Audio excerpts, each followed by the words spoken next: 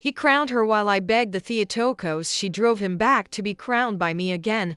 I stood outside our church in the rain, watching Dimitri place a ring on another woman's finger. My heart shattered into 1,000 pieces while I clutched my prayer rope until it bled. 3 weeks earlier he had said he was finished pretending. Now he was crowning her. My name is Eleni. Dimitri and I grew up 2 pews apart in our small Greek parish in Astoria. He used to sneak me Antidoran after liturgy and whisper he would crown me one day. We were married at 24, crowned 3 times around the altar like our fathers before us. For 14 years we lived the quiet miracle of covenant marriage. Sunday liturgy together, fasting through Lent, laughing over burnt saureki at Pascha. Our daughters Sophia and Maria were baptized in the same font. Everyone said we proved marriage could still be forever. Then the messages began. Late nights at work, a new colleague who understood him. I found the first text on the exaltation of the cross. By nativity he packed a suitcase.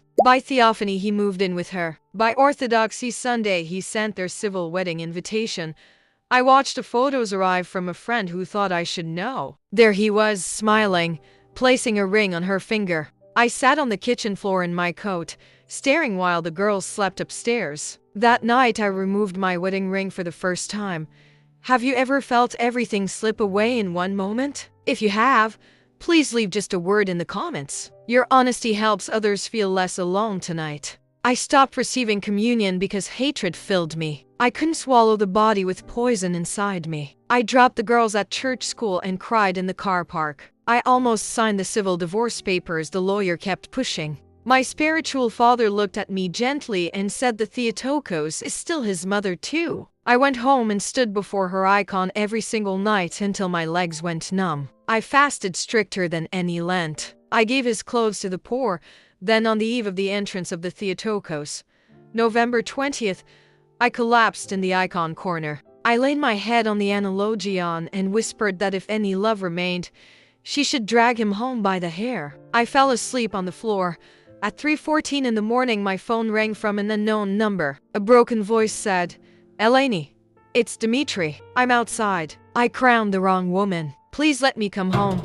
I opened the door to find him soaked and shaking. He fell to his knees on the wet doorstep, clutching his prayer rope, sobbing that he had made the biggest mistake of his life. He had woken the night before feeling hands around his throat. The Theotokos stood at the foot of his bed, pointing to the way home. What would you have done in my place? Would you have opened the door? Share quietly in the comments if you're comfortable. Your courage helps someone else tonight. He slept in the basement for 3 whole months. We went to confession separately, then together. Father Theodore made him prostrate 40 times every Saturday for 40 weeks. He sold the car he bought with her and gave every penny to the church.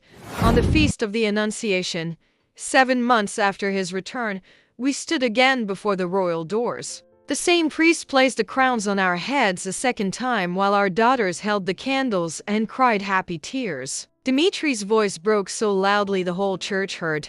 Today, 8 years after that gray Saturday, we still attend the same little church in Astoria. Every November 21st, we light 2 candles before the Theotokos.